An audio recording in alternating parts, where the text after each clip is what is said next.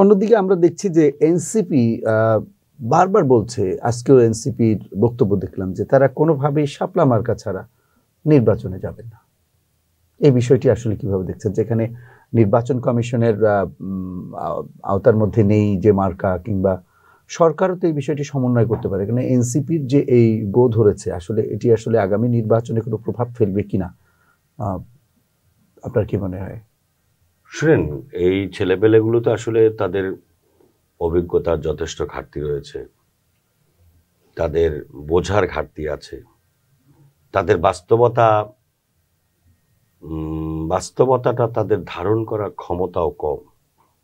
একটা মার্কা দিয়ে কি ভোট আসে? একটা প্রতীক দিয়ে ভোট আসে? অবশ্যই না। তো আমি কেন গো ধরলাম? কি হবে? শাপলা মার্কা মানুষ ভোট দেবে?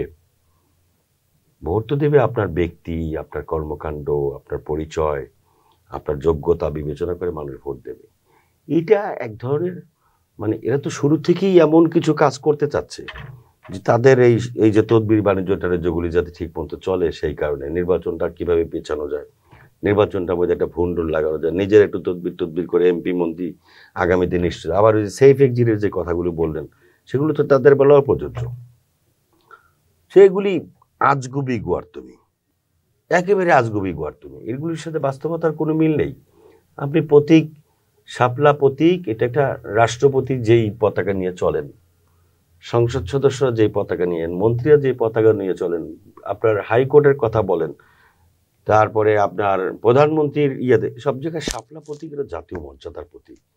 এখানে হ্যাঁ, তারা আবেগের কারণে চাইতেই পারে, হয়তো খেয়াল করে না। যখন জিনিসগুলো আলোচনায় এসছে তখন তো তাদের নিজেদের থেকেই একটা বক্তব্য আসা ছিল যে আমরা আসলে চেয়েছিলাম, কিন্তু সকলের আপত্তির কারণে বা সকলের ব্যাখ্যা শুনে আমাদের কাছে মনে হয়েছে যে আমাদের অন্য একটা প্রতীক নেওয়া উচিত। এতে করে ছোট হওয়ার কিছু নাই।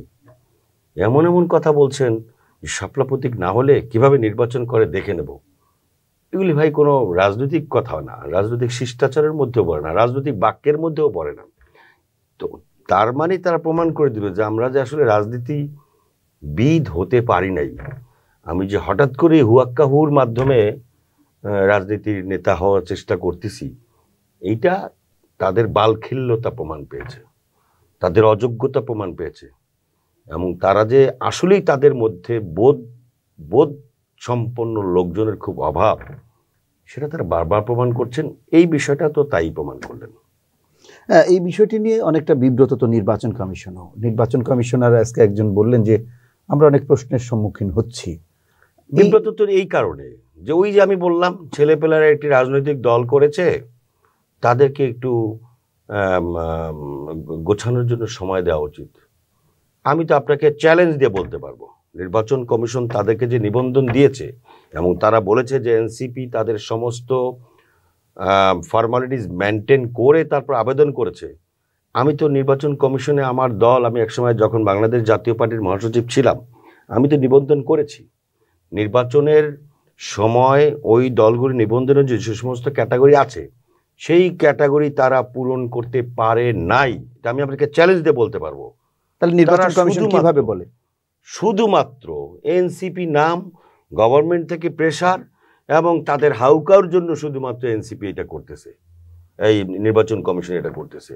তারা এখন আপনি বলেন যে কেউ যদি আপনার অডিটের মতো খতিয়ে দেখে, তাহলে দেখবেন যে ইলেকশন কমিশনের যে ক্যাটাগরি আছে, এই ক্যাটাগরিগুলি পূরণ করে তারা আসতে পারছে, এটা আমি বিশ্বাস করি না। কারণ সারা বাংলাদেশে ইউনিয়ন তো তাদের কমিটিও নেই। না, আমরাই তো জানি আমাদের এলাকার, বললাম তো, আমি তো জানি এগুলি, আমি তো জানি। এবং শুধু তা না, ওখানে লেখা আছে যে কার্যক্রমের জন্য অফিসের জন্য ডিট, অফিস ভাড়া দেওয়ার রসিদ, সেখানে তাদের আপনার ওই যে কি বলে, ওই যে কার্য বিবরণী, মিটিং করার যে কার্য বিবরণী, সেই কার্য বিবরণীর বই, রেজুলেশন, এগুলি উপস্থাপন করতে হয়। কোথায় তাদের কমিটি করছে? কোথায় তাদের রেজুলেশন? তারা তো সারাদিন এই অফিস ওই অফিস তদবির করেই কুল পায় না। কিসের তাদের অফিস আছে? সব ভোকাসের উপরে সোজা হিসাব।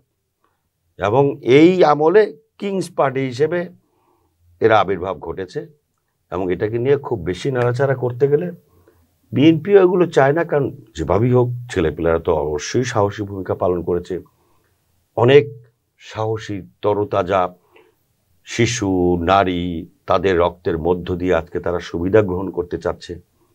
তাদের কতটুকুন অবদান আছে এটা তারা নিজেরাও জানে। ফাঁক আওয়াজ, মুক্তিযুদ্ধের সময় যারা রণাঙ্গনে মুক্তিযুদ্ধ করেছে, যারা মহান মুক্তিযুদ্ধে জীবন দিয়েছে, যে সমস্ত পরিবার আহত হয়েছে, ক্ষতিগ্রস্ত হয়েছে, যে সমস্ত পরিবার লুণ্ঠনের শিকার হয়েছে, যে সমস্ত নারীর পরিবার ক্ষতিগ্রস্ত হয়েছে, নারীরা ইজ্জত লুণ্ঠন হয়েছে, তাদের থেকেও কলকাতায় যারা মদ এবং নারী নিয়ে ফুর্তি করা মুক্তিযোদ্ধা, তারাই কিন্তু সামনের কাতারে ফাঁকা আওয়াজ দিয়ে তারপর এসেছে। এই দেশে বহু মুক্তিযোদ্ধা আছে যাদের তালিকায় নাম নেই, বহু মুক্তিযোদ্ধা আছে এখন রিক্সা চালায়, বহু মুক্তিযোদ্ধা আছে আপনার না খেয়ে মরে, কুলিগিরি দিনমজুরগিরি করে, এখনো আছে। ঠিক সেম এই 24-এর গণ অভ্যুত্থানকে কিছু লোক ছিনতাই করে তারা এই 24-এর গণ অভ্যুত্থানের পুঁজি করে তারপর নিজেদের আখের গুছিয়েছে, এখনো গোছানোর চেষ্টা করছে। এটা মানুষ অলরেডি এই সমস্ত মানুষদের প্রতি তাদের সাধারণ জনগণের কিন্তু একটা ঘৃণা চলে আসছে। আপনি দেখেন সমন্বয়ক মানেই আগে একটা ছিল যে কোনো জায়গায় সমন্বয়ক, একটা মানুষ সম্মান করত, এখন সমন্বয়ক বলে ভয় পায় অথবা ঘৃণা করে।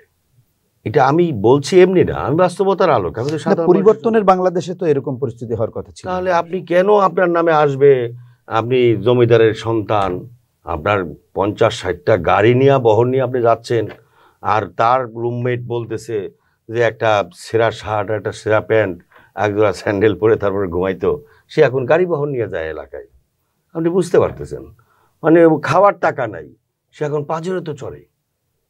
এটা তো আপনি 24-এর শহীদদের অসম্মান করলেন, অবশ্যই পরিবর্তন, তাদের রক্তের সঙ্গে আপনি বেইমানি করলেন। এই বাংলাদেশ তো আওয়ামী লীগ তৈরি করেছিল মুক্তিযুদ্ধের চেতনাকে বিক্রি করে। ঠিক 24-এর চেতনাকে বিক্রি করে কিছু মানুষ আঙ্গুল ফুলে কলা গাছ হয়ে গেছে, এবং তারা চাচ্ছে আগামী দিনে আরো বড় আঙ্গুল ফুলে কলা গাছে পরিণত হবে। মানুষ তো এগুলো পছন্দ করে না। কিন্তু সমস্যাটা হচ্ছে যে এই ছেলেগুলোর এটা বোঝারও অভ্যাস নেই। সেফ এক্সিট এদেরও লাগবে।